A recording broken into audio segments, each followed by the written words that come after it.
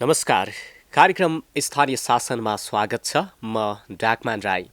कार्यक्रम स्थानीय शासन तपाईँले काठमाडौँ लगायत आसपासका जिल्लामा क्यापिटल एफएम 92.4 मेगाहर्ज सहित देशभरका विभिन्न एफएम स्टेसनहरूबाट पनि सुन्न सक्नुहुन्छ। त्यसै गरी हाम्रो मोरङको रेडियो सारङ्गी 101.3 मेगाहर्ज, त्यसै गरी पश्चिममा पोखराको रेडियो सारङ्गी 93.8 मेगाहर्जबाट पनि तपाईँले एकैसाथ सुन्न सक्नुहुन्छ। त्यसै गरी यदि तपाईँ देश विदेशमा हुनुहुन्छ भने www.cfmonyear.com पनि प्रत्यक्ष सुन्न सक्नुहुन्छ। त्यसै गरी तपाईँले चाहेको बेला डाउनलोड गरेर पनि यस कार्यक्रमलाई सुन्न सक्नुहुन्छ। कार्यक्रम स्थानीय शासनमा हामी स्थानीय तहसँग सम्बन्धित गतिविधिहरू प्रस्तुत गर्ने गर्छौँ। देशभरका 753वटा स्थानीय तहहरूलाई हामी कार्यक्रममा पालीपछि समेट्न कोसिस गर्नेछौँ र स्थानीय तह गठन भएको करिब स्थानीय सरकार गठन भएको करिब 1.5 वर्ष पुग्न लागेको यो समयमा स्थानीय तहमा के कस्ता गतिविधि भइरहेका छन्, के गरिरहेका छन् जनप्रतिनिधि र काम गर्ने सिलसिलामा जनप्रतिनिधिहरूलाई के कस्ता समस्याहरू छन् र ती समस्याहरूलाई समाधान गर्ने उपाय के, यी विविध विषयमा हामी यस कार्यक्रममा कुराकानी गर्नेछौँ। र आज हामीसँग कुराकानी गर्नका निम्ति हुनुहुन्छ थुलुङ दुधकोशी गाउँपालिका सोलुखुम्बुका अध्यक्ष एवं गाउँपालिका महासङ्घ प्रदेश 1 का कोषाध्यक्ष समेत रहनुभएका युवा नेता हामीसँग आज हुनुहुन्छ असीम राई र थुलुङ दुधकोशी गाउँपालिका भित्रका गतिविधिहरू के कस्ता छन्, विकास निर्माणले के कतिको गति लिए त, स्थानीय सरकारको महसुस जनताहरूले कतिको गर्न पाए, यिनै विषयमा आज हामी उहाँसँग कुराकानी गर्नेछौँ। स्वागत छ यहाँलाई। हस्, धन्यवाद। स्थानीय सरकार गठन भएको करिब 1.5 वर्ष बितिसकेको छ। यो समयमा प्रत्यक्ष जनताले अनुभूति गर्न सक्ने गरी र देखिने गरी तपाईँको गाउँपालिकाभित्र के परिवर्तन आएका छन्? तपाईँलाई पहिले अलिकति म चाहिँ प्रदेश नम्बर 1 गाउँपालिका महासङ्घको कोषाध्यक्ष पनि हो। प्रदेश नम्बर 1 मा 88वटा गाउँपालिका छन्, त्यसको नेतृत्व हामीले गर्दै आएका छौँ। विशेष गरी गाउँपालिकाका जनताले के अनुभूति गरे प्रत्यक्ष रूपमा स्थानीय तह बनिसकेपछि, स्थानीय सरकार बनिसकेपछि भन्ने तपाईँको प्रश्नको सवालमा, स्थानीय सरकार भनेको जनतासँग सबैभन्दा नजिकको सरकार, जनताले हात दिँदामाखेरि भेटिने सरकारको रूपमा चाहिँ स्थानीय सरकारहरू परिभाषित हुनुपर्छ भन्ने मान्यता हामी राख्दछौँ। हामी यो असाध्यै सङ्क्रमणकालीन परिस्थितिको बीचबाट निर्वाचित भएका थियौँ। म किन यसो भन्दैछु भन्दामाखेरि हामी निर्वाचित हुँदामाखेरि हामीलाई संविधानले हाम्रो अधिकारहरू चाहिँ निर्दिष्ट गरिसकेको थियो, तथापि पनि राष्ट्रिय कानुनहरू ऐनहरू बनिसकेको थिएन। प्रदेश सरकार त चाहिँ झन् पछि चाहिँ फर्म भइसकेको थियो। त्यो हिसाबले हामी त्यो बीचमा, त्यो अन्योलमा हामी निर्वाचित भएर जनताको काममा हामी चाहिँ अगाडि आएका थियौँ। केही अस्पष्टताहरू थिए। तपाईँले म प्रश्न भनौँ संविधानको अनुसूची 8 मा स्थानीय तहको जुन अधिकार सूचीहरू छन् होइन, त्यसपछि प्रदेश र सङ्घ अनि स्थानीय सरकार बीचको साझा अधिकारको सूचीहरूको विषयमा अलिकति कन्फ्युजन पनि थियो। ऐन बनि नसकेको अवस्थामा कुन चाहिँ अधिकार कुन तहले, कुन सरकारले प्रयोग गर्न पाउने होइन। सपोज तपाईँलाई म शिक्षाको चाहिँ कुरा गर्छु।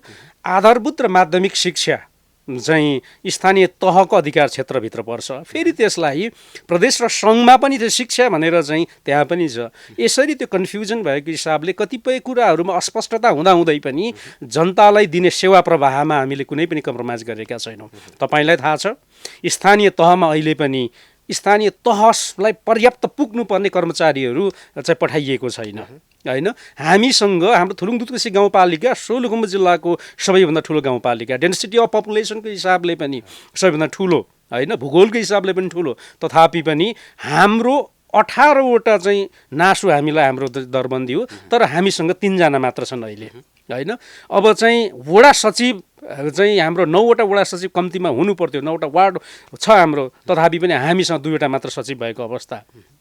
त्यो हिसाबले त्यो जटिलताको बीचमा पनि जनताको सेवा प्रवाहमा हामीले कुनै पनि कमी चाहिँ आउन दिएका छैनौँ। हामीले जनतालाई फिल हुने किसिमको, जनताले अनुभूति गर्ने किसिमको चाहिँ सेवाहरू प्रवाह गर्दैछौँ। र मेरो स्पष्ट निर्देशन त्यहाँका कर्मचारी साथीहरूले के हो भन्दाखेरि जनताको सेवकको रूपमा तपाईँहरूले चाहिँ त्यहाँका जनताहरूलाई सेवा गर्नुपर्छ।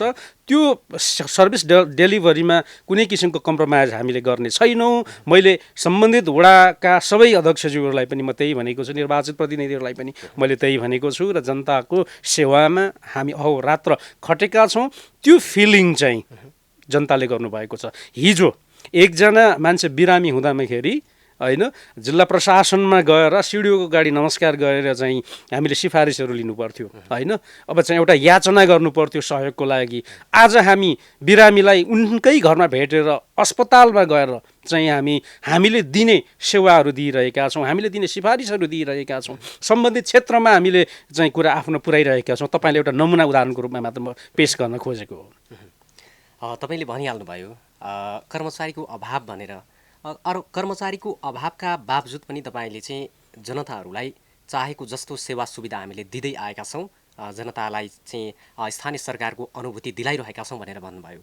कर्मचारीको समस्या त्यति धेरै झेलिरहनु भएको छ, यो अवस्थामा व्यवस्थापन चाहिँ कसरी गर्नुभयो? त्यही त प्रेसर बढी। हामी चाहिँ 10 to 5 भन्ने नै छैन हाम्रो होइन। बिहान जुरुक्क उठिसकेपछि झोला चाहिँ बोकेर जनताको सेवामा हामी निस्किएको, राति अबेर सुत्ने ठेगान छैन।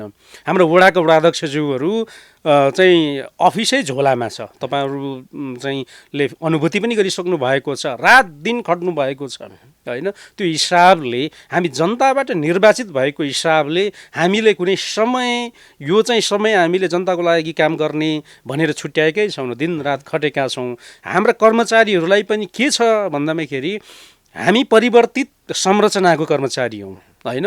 यो सङ्घीय लोकतान्त्रिक गणतान्त्रिक मुलुकको चाहिँ कर्मचारी हौँ। हामी सच्चिनुपर्छ, हामीले बढी मेहनत गर्नुपर्छ र जनताले अनुभूति चाहिँ लिने किसिमको चाहिँ कामहरू गर्नुपर्छ भन्ने फिलिङ्स उहाँहरूमा पनि छ। हाम्रो प्रशासकीय अधिकृतज्यूको जुन नेतृत्वमा जुन हाम्रो कर्मचारीहरूको टिम छ अहोरात्र खट्नु भएको छ। हाम्रो सङ्घीय चाहिँ या मन्त्रालयहरूतिर जाँदाखेरि जुन किसिमको व्यथितिहरू हामी देख्छौँ होइन, कुर्सी खाली हुने, त्यहाँ चाहिँ सेवाग्राहीहरूलाई यो र त्यो बहानामा जुन किसिमको चाहिँ दुःख दिने, अस्पष्ट चाहिँ जवाफ दिने, हुन्छ भने यो कारणले गर्दा हुन्छ, हुन्न भने यसरी हुन्न, तपाईँको प्रक्रिया यो पुगेको छैन भनेर शुद्ध भन्नुहुन्न। यहाँ चाहिँ सिंहदरबारतिर हामी छिर्दाखेरि हामीले त्यो अब चाहिँ भोगेको कुरा हो। तर स्थानीय तहमा थुलुङ दुधकोशी गाउँपालिकामा त्यो छैन।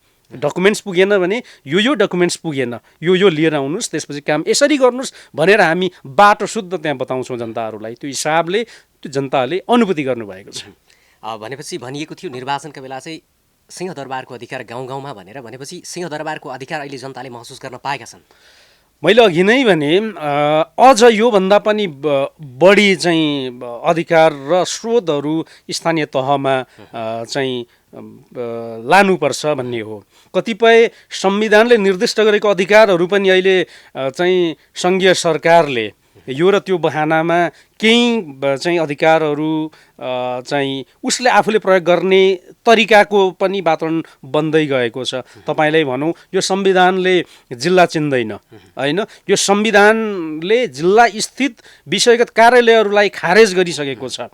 तथापि पनि जिल्लामा विभिन्न नाममा, ज्ञान केन्द्रको नाममा कृषि विकास चाहिँ बिउताउने होइन, जिल्ला शिक्षा कार्यालय फेरि 77वटा जिल्लामा चाहिँ बिउताउने, यस्ता किसिमको चाहिँ कामहरू पनि भएका छन्। यसले गर्दा अलिकति टसल हुने, स्थानीय सरकार र अरू कार्यालयहरू बिचको टसल हुने, सेवाग्राहीहरू कन्फ्युजनमा पर्ने होइन, वान डोर सिस्टम हुनु पऱ्यो नि त, त्यो नहुने किसिमको वातावरणहरू चाहिँ देखिएको छ। म चाहिँ गाउँपालिका महासङ्घको कोषाध्यक्षको हिसाबले पनि यस्ता संविधान विपरीत कुनै पनि क्रियाकलापहरू नगर्नको लागि पनि सङ्घीय सरकार र प्रादेशिक सरकारलाई पनि अनुरोध पनि गर्छौँ। हामीले हाम्रो ठाउँबाट महासङ्घले चाहिँ विज्ञप्तिहरू निकाल्ने, उहाँहरूलाई ध्यानाकर्षणहरू गर्ने, भेटघाट गर्ने, आफ्ना विषयहरू राख्ने, संविधानविदहरूसँग छलफल गर्ने कुराहरू पनि हामी गर्दै नै छौँ। तर यो लोकप्रिय तपाईँको चाहिँ रेडियो, तपाईँको यो टेलिभिजनबाट मैले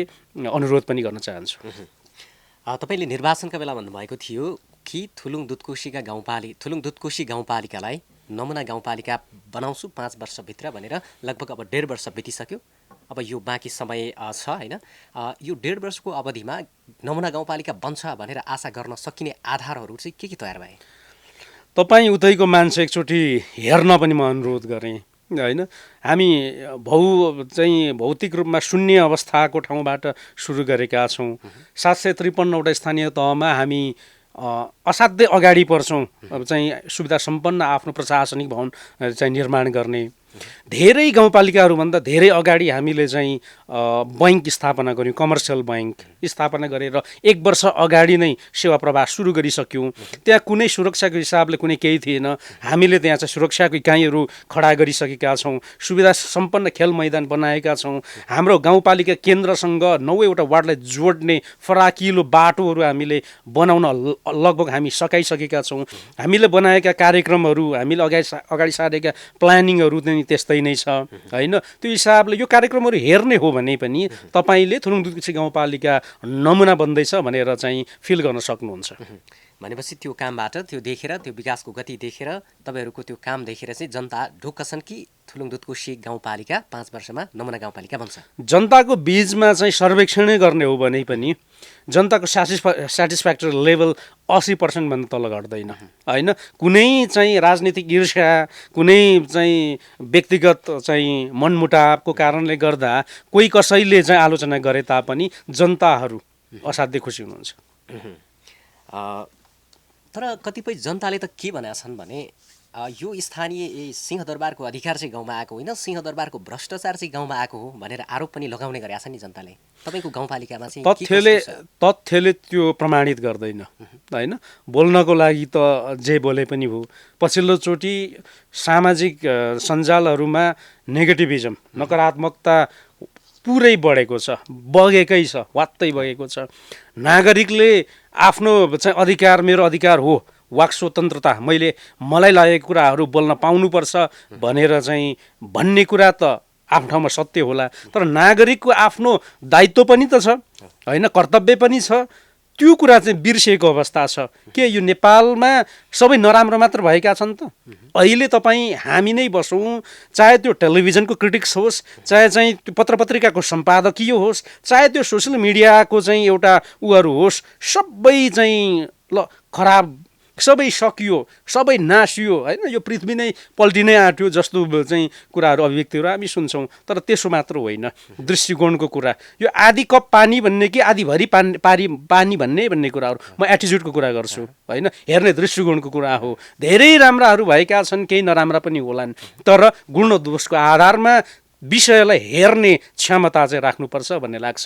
र भ्रष्टाचार पनि गएकै होलान् होइन।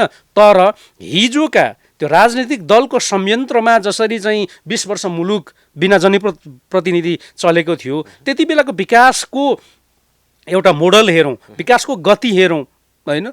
5 वर्षमा केही काम नहुने अहिले 1 वर्षमा भइसकेको छ। तपाईँ आफै त्यही क्षेत्रको महाकुलुङ अहिले के सडक पुग्न सम्भव थियो यदि यो सङ्घीयता नआएको भए? त्यो हिसाबले हामी प्रश्न देख्छौँ होइन। हिजोको भन्दा कम्प्यारिटिभली धेरै राम्रो भएको छ। केही नराम्रो छ भने त्यसलाई सिक्दै जानुपर्छ। जनताले हामीलाई अनुमोदन गर्ने हो। हामी त प्रत्येक चोकमा, प्रत्येक चिया पसलमा, प्रत्येक बजारमा अनुमोदन हुनुपर्छ नि। कुनै कार्यक्रम, एउटा घर बनाउन 20 लाख रुपैयाँ हामीले बजेट विनियोजन गरेका छौँ भने त्यो घर कति लाखको बन्यो भनेर त त्यहाँ जम्मै जनताले हेर्ने कुरा हो। हामी त चिया खाँदा शुद्ध यो घरमा 20 लाख रुपियाँ भएन, यहाँ 10 लाख रुपियाँ मात्र भयो भनेर हामीलाई त जनताले थुक्छन् त्यहाँ होइन। सबैभन्दा अडिट गर्न सजिलो भनेको स्थानीय तहमा हो। त्यहाँ भ्रष्टाचार लुकाएर लुक्न सक्ने अवस्थै छैन। त्यहाँ सबै ट्रान्सपरेन्ट छ। जसरी यहाँ सिंहदरबारमा जसरी हिजो बनेको पोलिसिजहरू इम्प्लिमेन्ट गर्दै गर्दाखेरि त्यहाँ ट्रान्सपरेन्सी, पारदर्शिता थिएन। आज स्थानीय तहमा 1% पनि लुकाउन सम्भव छैन। जसरी बाहिर आएको छ त्यो बिल्कुल गलत हो होइन। स्थानीय तहमा सबैभन्दा बढी पारदर्शिता छ, यो म दाबीका साथ भन्छु। तपाईँहरू पहिलोपटक स्थानीय तहमा निर्वाचित भएर आउँदै गर्दा र अहिले जनतासँग प्रत्यक्ष समन्वय गरेर काम गर्दै गर्दा तपाईँ प्रमुख सत्तापक्षको र उपप्रमुख प्रतिपक्षको पर्नु भएको छ। यो अवस्थामा काम गर्दै जाँदाखेरि कहीँ कतै यस्तो अलिकति असमझदारी हुने खालको त्यस्तो समस्या त आएको छैन नि?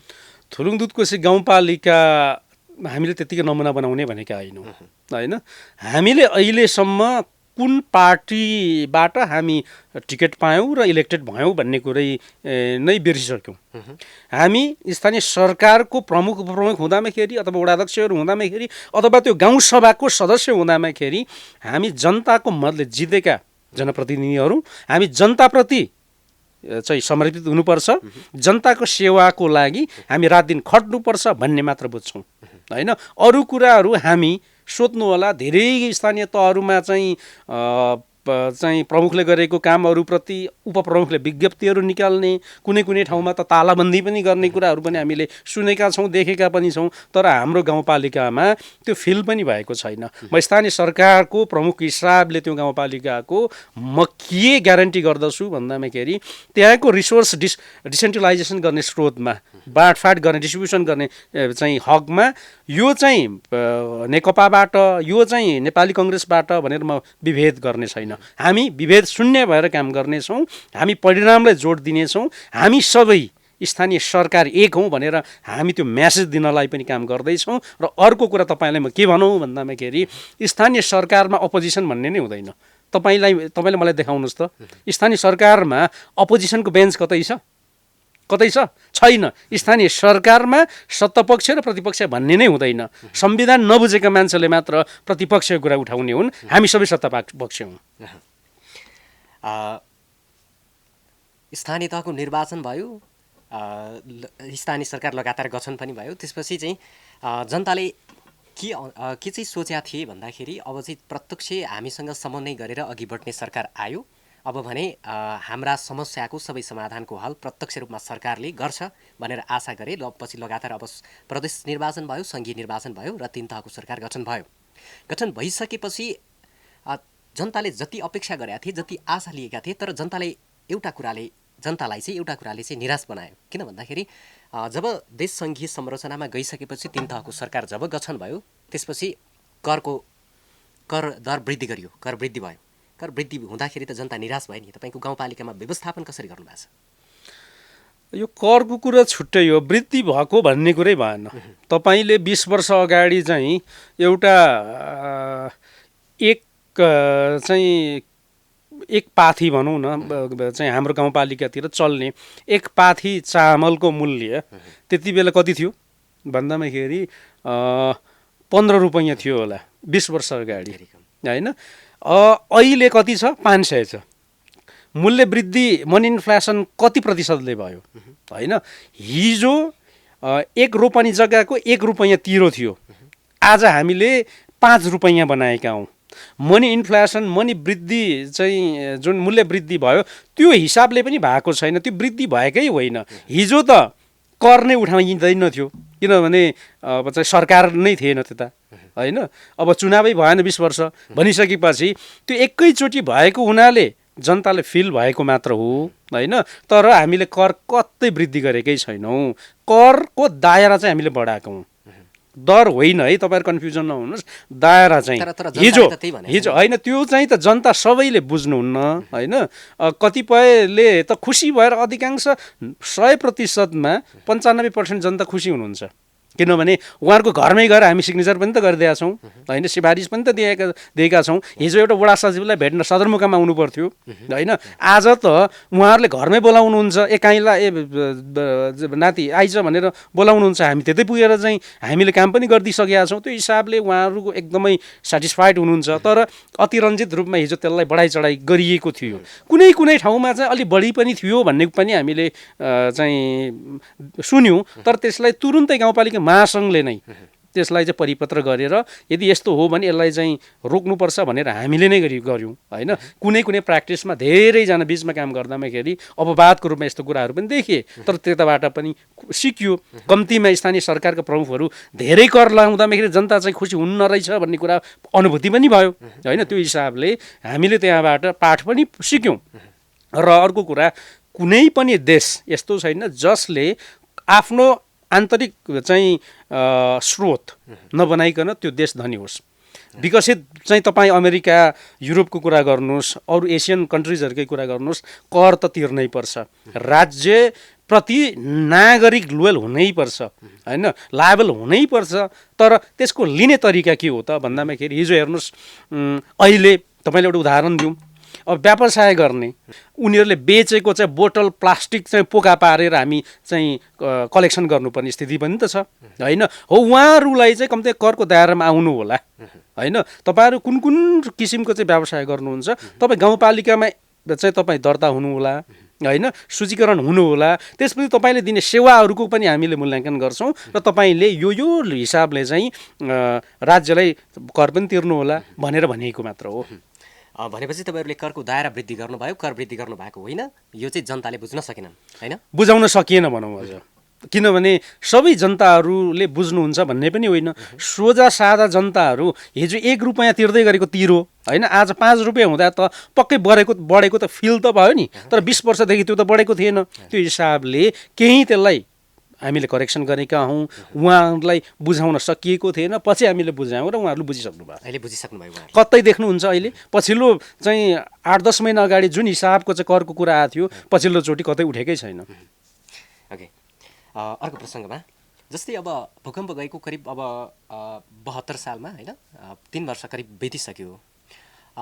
3 वर्ष बितिसक्दा पनि देशैभर हेर्ने हो भने चाहिँ यो पुनर्निर्माणको कामले एकदम सुस्त गति लिइरहेको छ। तपाईँको गाउँपालिकाभित्र पनि पक्कै भूकम्प पीडितहरू धेरै छन्, उहाँहरूको समस्या धेरै छ। सायद तपाईँलाई पनि कतिपयले आएर समस्या चाहिँ समाधान गरिदिनु पऱ्यो भनेर आग्रह पनि गरे होलान्, होइन। तपाईँको गाउँपालिकाभित्र पुनर्निर्माणको कामले कतिको गति लिइरहेको छ र त्यो भूकम्प पीडितहरूको समस्यालाई समाधान गर्नको लागि कस्ता योजनाहरू अघि सार्नु भएको छ? यसमा मेरो अलिकति फरक धारणा छ। पक्कै पनि जो भिक्टिम्स हो, भूकम्प पीडित हुनुहुन्छ, उहाँहरूलाई सेवा दिनुपर्छ, उहाँहरूलाई सुविधा दिनुपर्छ भन्नेहरूमा दुई मत छैन। हामीले के भनेका छौँ भन्दामाखेरि भूकम्प प्राधिकरणबाट खटिआउने कर्मचारी, विशेष गरी प्राविधिक कर्मचारी, इन्जिनियर साथीहरूलाई म धेरैचोटि निर्देशन पनि दिइसकेको छु। यदि कुनै व्यक्तिगत प्रलोभनमा परेर पीडितलाई चाहिँ तपाईँले भूकम्प प्रभावित पार्नुहुन्न र अरू कृत्रिम पीडितलाई बनाउनु भयो भने म तपाईँलाई मुद्दा हाल्छु भनेर पनि भनिसकेका छु, होइन। स्थानीय तहलाई पछिल्लोचोटि नै सरकारले चाहिँ अलि बढी अथोरिटी पनि दिएको छ। यो अथोरिटी हिजो हामी स्थानीय सरकार बनिसक्ने बित्तिकै त्यो अथोरिटी स्थानीय तहले पाएको हो भने हामी अहिलेसम्म 90% चाहिँ यसलाई सेटल गरिसक्थ्यौँ। तर त्यति बेला हामीले त्यो अधिकार प्राप्त गरेनौँ। तथापि पनि पहिचान गर्ने सवालमा को भूकम्प पीडित भनेर त हामीलाई त प्रश्नै छ। हाम्रो आँखा अगाडि भएको घटना कसैले लुकाएर लुक्न सक्छ? त्यो हिसाबले स्थानीय तहको समन्वय गर्न विद्युत के अरे भूकम्प प्राधिकरण अलिकति चुकेकै थियो। तर अहिले उसले चाहिँ त्यो अनुभूति गरेको हुनाले अहिले स्थानीय तहलाई नै भेरिफिकेसन गर्ने अथोरिटी हामीले प्राप्त गरेका छौँ र अब हामीले गर्दामाखेरि साँच्चीकै पीडित हुने अवस्था छैन। फेरि अर्को प्रसङ्ग, जस्तै सोलुखुम्बु चाहिँ नेपालको मात्रै नभएर विश्वकै एउटा केन्द्रबिन्दु, कारण विश्वको सर्वोच्च शिखर सगरमाथा, जहाँ चाहिँ पर्यटक एकदमै धेरै लोभिन्छन्, धेरै पर्यटकको सम्भावना बोकेको जिल्ला पनि हो, होइन। त्यो गाउँपालिका, त्यो जिल्लाभित्रको एउटा गाउँपालिकाको अध्यक्ष तपाईँ, होइन। सरकारले 2020सम्ममा चाहिँ 10 लाख पर्यटक भित्र्याउने भनेर जुन खालको एउटा योजना पनि अघि सारेको छ, त्यसको लागि त तपाईँको गाउँपालिकाको पनि पक्कै पनि महत्त्वपूर्ण भूमिका रहला। पर्यटक भित्र्याउनको लागि चाहिँ नयाँ योजनाहरू के कस्तो अघि सार्नु भएको छ? यो राष्ट्रिय कार्यक्रम हुन्, होइन। हामीले बारम्बार के भन्दैछौँ भन्दामाखेरि सोलुखुम्बु यदि इन्टरनेसनल ल्यान्ड हो भने कम्तीमा संसारभरिका मान्छेहरू सोलुखुम्बु आउनको लागि सहज चाहिँ पार्ने काम यो राज्यको हो, त्यो दायित्व राज्यको हो। मैले बारम्बार भनेको छु, माननीयज्यूहरूलाई पनि मैले भनेको छु र हाम्रो प्रदेशको चाहिँ हाई लेभल बैठकमा पनि चाहिँ मुख्यमन्त्रीज्यूहरूलाई मैले भनेको छु, कम्तीमा दुधकोशी करिडर बन्नुपर्छ। दुधकोशी करिडर नाम्चेसम्म नभए पनि लुग्लासम्म बाटो, काठमाडौँबाट फाइन बाटो मात्र हामीले बनाउने हो भने अहिले अलि बढी लगानी गर्नै पर्छ। तर राज्यले वान्स त्यो लगानी गर्यो भने त्यहाँबाट अरबौँ रुपैयाँ राज्यले चाहिँ प्राप्त गर्न सक्छ।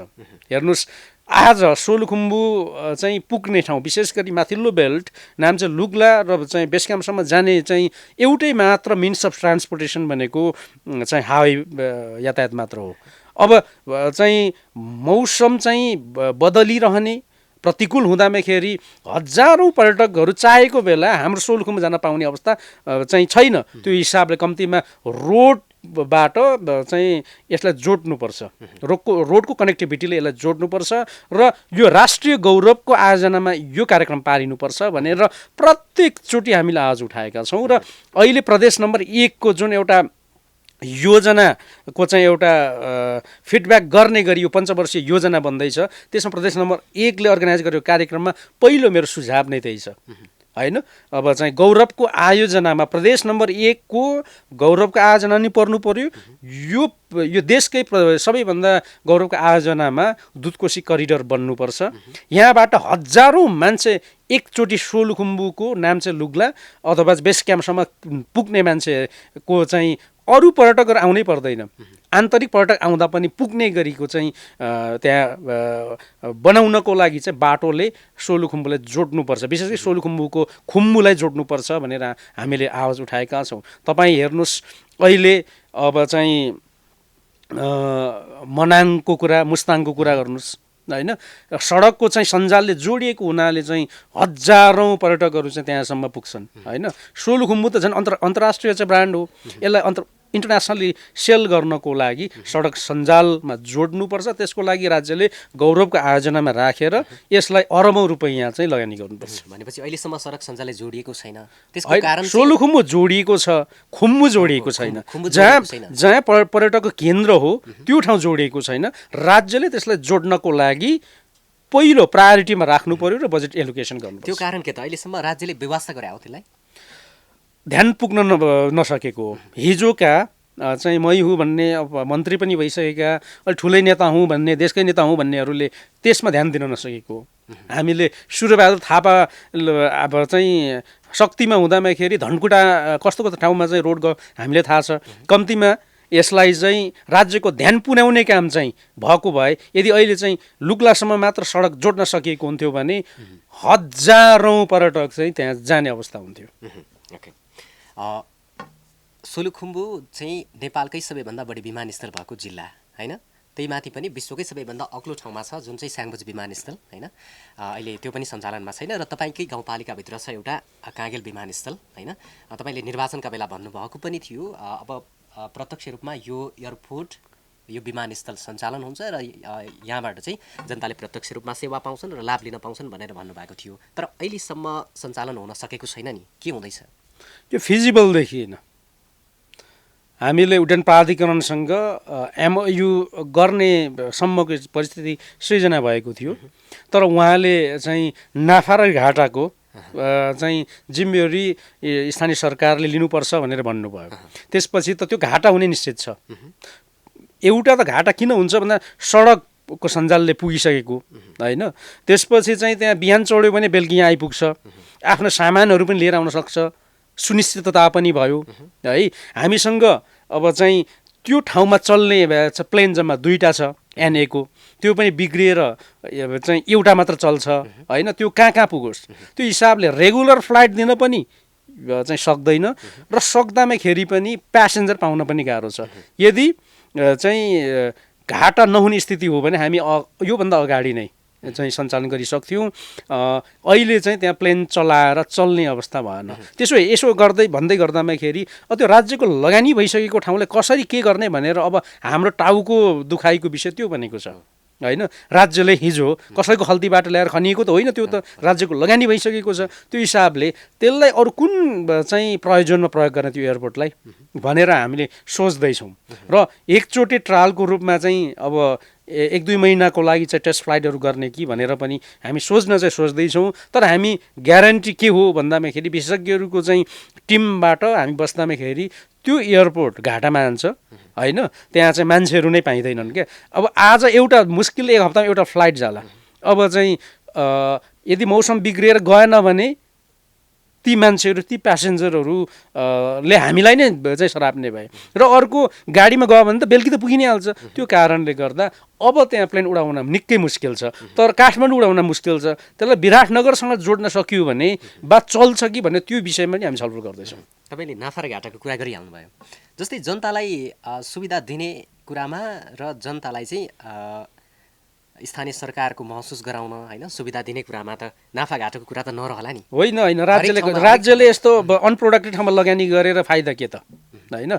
प्लेन चढ्ने चाहिँ जनता कति होइन, हप्तामा एउटा फ्लाइट हुन्छ होइन, त्यो हुने 20जना मान्छे हो। हामीले 20जना लागि काम गर्ने कि त्यो दिनदिनै चाहिँ गाडी चढ्ने मान्छेको लागि सडक राम्रो बनाउने होइन। त्यो त्यहाँ चाहिँ घाटा भएको त हामीले त्यो राम्रो बाटो बनाउनमा खर्च गऱ्यौँ भने कम्तीमा हुँदा खाने गरिब मान्छेहरू त बाटो त चढ्छ नि त। त्यो हिसाबले यसरी नाफा घाटा यसरी भनिएको हो। भनेपछि त्यो विमानस्थल अहिलेलाई जनताको आवश्यकताभित्र परेन।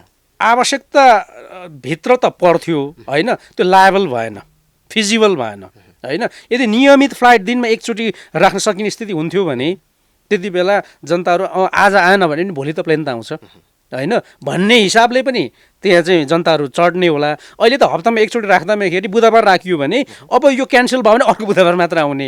त्यो आज क्यान्सल भएको जनता कहाँ जाने, प्यासेन्जर कहाँ जाने। त्यो हिसाबले यो कारणले गर्दा फिजिबल नदेखिएको। भनेपछि राज्यले जहाँ चाहिँ लगानी नगर्नुपर्ने ठाउँमा गर्यो हो, दूरगामी चाहिँ मूल्याङ्कन नगरिकनै यो त्यो ठाउँमा गाडी नै आउँदैन भन्ने हिसाबले चाहिँ त्यहाँ लगानी भयो होइन। अब त्यसलाई चाहिँ कसरी व्यवस्थापन गर्ने भन्ने चाहिँ छ। स्टेडियमहरू बनाउने अथवा के गर्ने भन्ने कुराहरू पनि हामीले गर्दै थियौँ। म त नेपाल उड्डयन प्राधिकरणलाई पनि भने, हाम्रो चाहिँ डिजी साहबलाई पनि भने मैले, ए हजुर भएन भने यो राज्यको लगानी छ, यसलाई त यो फुटबल स्टेडियम बनाउनु पर्लासम्म मैले प्रस्ताव गरेँ। पहिले राख्नुहोस्, तपाईँहरूले राख्नु पऱ्यो नि त भनेर भन्दाखेरि हामी सक्दैनौँ, तपाईँ घाटा हुन्छ, तपाईँहरू घाटा बेहोर गर्ने हो भने भनेर भन्ने हिसाबको भइसकेपछि त्यो टेक्निकल्ली हामी हेरेको हो। टेक्निकल एनालाइसिस हामीले त्यसरी गरेका हौँ। अब अन्तिममा के हुन्छ त, त्यो जति राज्यले योभन्दा अगाडि लगानी गर्यो अब त्यो लगानी खेर जान्छ र त भन्दैछु त। त्यसलाई केही न केहीमा हामीले चाहिँ कन्भर्ट गर्ने हो अथवा विराटनगर सस्टेन हुन्छ भने होइन, किन फाब्लुमै छ त्यता काठमाडौँको लागि होइन, विराटनगर नभएको हुनाले वा विराटनगर सस्टेन हुन्छ कि भनेर त्यतातिर पनि विज्ञहरूसँग हामी छलफल गर्दैछौँ। हामी कार्यक्रमको अन्त्यमा आइपुगेका छौँ। काम गर्दै जाने सिलसिलामा अहिलेको वर्तमान मुख्य चुनौती चाहिँ के हो तपाईँहरूको? समाजमा विशेष गरी युवाहरू भविष्यका कर्णधार, यो देशलाई समृद्ध बनाउने जिम्मेवारी र दायित्व बोकेको युवाहरूको नकारात्मकता नै अहिलेको सबैभन्दा ठुलो चुनौती हो जस्तो लाग्छ मलाई। हेर्नुहोस्, मान्छेलाई गाली गर्दामाखेरि, मान्छेको नेगेटिभ चाहिँ कमेन्ट्स गर्दामाखेरि आफूलाई हिरो हुने, आफू ठुलो हुने किसिमको जुन किसिमको यो ट्रेन्ड बनेको छ, यो असाध्यै चुनौतीपूर्ण लाग्छ। किनभने यो युवा शक्ति भनेको त कन्स्ट्रक्सनमा लाग्नुपर्ने हो, सकारात्मक सोच लिएर चाहिँ अगाडि बढ्नुपर्ने हो नि होइन। यही युवा चाहिँ दिग्भ्रमित भयो भने यो हामीले कल्पना गरेको समृद्ध नेपाल सुखी नेपाली हामीले प्राप्त गर्न सक्छौँ त। त्यो हिसाबले हामीले आफ्नो अधिकार खोज्दै गर्दामाखेरि कर्तव्य भुल्नुहुन्न भन्ने लाग्छ। र युवा साथीहरूलाई विशेष गरी म के अपिल गर्न चाहन्छु भने, हेर्ने दृष्टिकोणलाई पोजिटिभ बनाउनुपर्छ। असाध्यै सबै बिग्रिएको मात्र छैन, हो नराम्रो पनि भएका छन् तर राम्रा पनि भएका छन्। राम्रालाई हामी राम्रा भनेर अगाडि जाउँ होइन। यसले पनि एउटा ऊर्जा दिन्छ मान्छेलाई, यसरी जाँदामाखेरि राम्रो हुन्छ भन्ने कुराहरू छन्। भनेपछि अहिले मैले एउटा तपाईँलाई एउटा उदाहरण दिन्छु। म यो 6-7 महिना अगाडि चाहिँ बेजिङ गएको थिएँ। त्यहाँ चाहिँ एकजना यात्रुले, पैदल यात्रुले एउटा सानो चक्लेट खाएर होइन, त्यसको खोल चाहिँ डस्टबिनमा हाल्नुभयो। डस्टबिन त्यो चाहिँ ऊ भएर त्यो बाहिरै आयो, त्यो चाहिँ त्यो फोहोर क्या। उहाँले भित्र छिर्यो भन्ने ठान्नुभयो होइन, तर फोहोर चाहिँ त्यो चक्लेटको खोल चाहिँ बाहिर निस्क्यो क्या। अर्को एकजना प्यासेन्जर कुद्दै गएर त्यो टिपेर त्यहाँ हालिदिनु भयो क्या होइन। यो देशप्रतिको कर्तव्य हो नि त होइन। हामी चाहिँ केरा खाएर सडकमा फाल्छौँ होइन, मान्छे लड्यो भने ताली पड्काउँछौँ कि हाम्रो समाज यो छ। त्यो भएको हुनाले अलिकति हामी युवाहरू विशेष गरी जसले यो देशलाई बनाउने हिम्मत राख्दछ, दक्षता राख्दछ, हामी अलिक पोजिटिभली हेर्ने, विषयलाई अलिकति पोजिटिभ लिने र अगाडि बढ्ने चाहिँ गर्नुपर्छ। यो सोसियल मिडियाहरूको प्रयोग असाध्यै नेगेटिभ तरिकाले भइराखेको छ होइन। यो सोसियल मिडिया भनेको त आफूले गरेका रचनात्मक कामहरू देखाउने होइन पोजिटिभ ऊर्जाहरू दिनको लागि हो नि त। एउटा इस्युज देख्नुभयो भने त्यहाँ लाखौँवटा गाली हुन्छन्। गाली गरिसकेपछि ऊ आफूले सुपर हिरो ठान्छ क्या। त्यो हिसाबले यो एटिच्युड अलिकति यो एटिच्युडलाई कसरी हुन्छ हामी पोजिटिभतिर लानुपर्छ, त्यो जिम्मेवारी भनेको हामी युवाहरूको हो। भनेपछि वर्तमान स्थितिमा चाहिँ पोजिटिभ भन्दा अलिकति नेगेटिभली हेर्ने युवाहरूको बाहुल्यता बढ्यो है पछिल्लोचोटि। ओके, अन्त्यमा तपाईँको गाउँपालिका लगायत देशैभरका जनतालाई के भन्न चाहनुहुन्छ? यो चैत्र 2 गतेदेखि 9 गतेसम्म हामीले त्यहाँ महायज्ञ एउटा पवित्र धार्मिक अनुष्ठान चाहिँ लाउँदैछौँ। माननीय प्रधानमन्त्री केपी शर्मा ओलीज्यूलाई हामी लान प्रयत्न गर्दैछौँ। ठ्याक्कै उहाँको टाइम पाइसकिएको छैन, तथापि पनि हामीले पण्डित दीनबन्धु पोखरेललाई लगेर त्यहाँ एउटा अनुष्ठान गर्दैछौँ। त्यसको एउटै मात्र उद्देश्य भनेको सुविधा सम्पन्न अस्पताल निर्माण गर्नु हो। हामीले 20 करोड रुपैयाँ चाहिँ उठाउने लक्ष्य पनि लिएका छौँ। त्यसका लागि हामीले 30वटा भन्दा बढी देशमा अन्तर्राष्ट्रिय वैदेशिक समन्वय उपसमिति पनि गठन गरेका छौँ। अमेरिका, युके, त्यसपछि क्यानाडा, फ्रान्स, जापान, कोरिया लगायतका देशमा हामीले उपसमिति गठन गरेका छौँ। नेपालमा 5001 चाहिँ सदस्यीय मूल आयोजक समिति बनाइसकेका छौँ होइन। सोलुखुम्बु जिल्लाका सबै स्थानीय तहको साझेदारीमा यो कार्यक्रम बनाएका हौँ हामी होइन। प्रदेश सरकारको पनि यहाँ चाहिँ साझेदारी र समन्वय छ, सङ्घीय सरकारको पनि यहाँ चाहिँ ऐक्यबद्धता छ होइन। त्यो हिसाबले स्वास्थ्य नागरिकको नैसर्गिक अधिकार हो। मान्छे जन्मिसकेपछि उपचार गर्ने उसको अधिकार हो भने त्यसको अधिकारबाट वञ्चित गर्न हुन्न भन्ने उद्देश्यका साथ हामीले यो अस्पताल बनाउँदैछौँ सुविधा सम्पन्न। हेर्नुहोस्, हुने खानेहरू पैसा हुनेहरूले त हेलिकप्टरमा आफ्ना बिरामी ल्याएर पनि उपचार गर्न चाहिँ सक्छन्, तर हामी हुँदा खाने र गरिब विपन्न जनताहरूको लागि हो, किसान दुखी मजदुरहरूको लागि हामीले कम्तीमा आफ्नो ठाउँमा अस्पताल सुविधा सम्पन्न बनायौँ र त्यहाँबाट प्रारम्भिक सुविधा उसले लिन पायो भने त्यो ठुलो ठुलो ठुलो चाहिँ एउटा उद्देश्य काम, पवित्र काम हुन्छ भन्ने उद्देश्यका साथ यो एउटा महाअभियानमा हामी छौँ।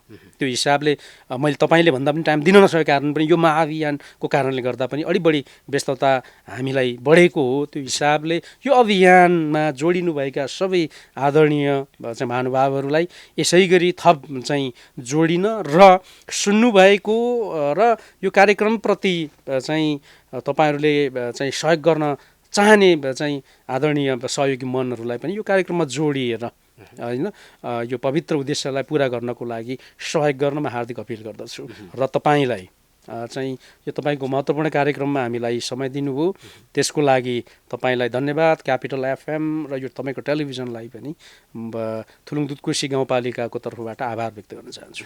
तपाईँको अमूल्य समय हाम्रो स्टुडियोमा आएर खर्चिनु भयो, तपाईँलाई विशेष धन्यवाद। हस्, धन्यवाद।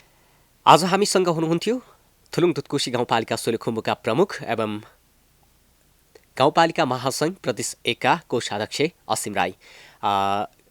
अब भने हामी कार्यक्रमको अन्त्यमा आइपुगेका छौँ। कार्यक्रम स्थानीय शासन तपाईँलाई कस्तो लाग्यो कृपया सल्लाह सुझाव कमेन्टमा लेख्नुहोला र आगामी दिनमा पनि यस्तै अन्य स्थानीय तहको गतिविधिलाई हामी लिएर आउने नै छौँ। आजलाई कार्यक्रम स्थानीय शासन यति नै। म डाकमान राई बिदा हुन्छु। नमस्कार।